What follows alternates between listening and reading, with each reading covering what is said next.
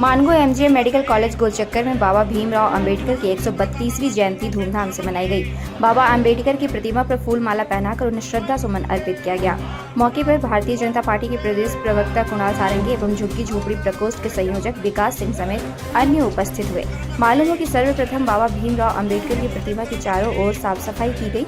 इसके बाद अंबेडकर जी की प्रतिमा को दूध, दही, शहद और गंगा जल से शाही स्नान कराया गया। साथ ही उपस्थित तमाम लोगों ने बाबा साहेब भीमराव अंबेडकर की प्रतिमा में माल्यार्पण व धूप बत्ती जलाकर श्रद्धा सुमन समर्पित किया।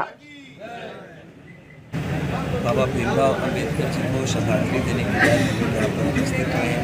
हमारे संविधान के निर्माता थे और जिस सभी समाज को साथ में लेकर चलने का और समाज के सबसे निचले पायदान पर जो व्यक्ति रहते हैं उनको मुख्य धारा में शामिल करने के लिए जिस सशक्त संविधान को जिसे आज पूरा विश्व जिसकी ख्याति मानता है, जिसके बारे में विश्वास करता है, वैसे संविधान के निर्माता थे। आज उन्हीं के चिन्हों पर चलकर, उन्हीं के मार्गदर्शन में चलकर भारत एक विश्व गुरु बनने की दिशा में अग्रसर है।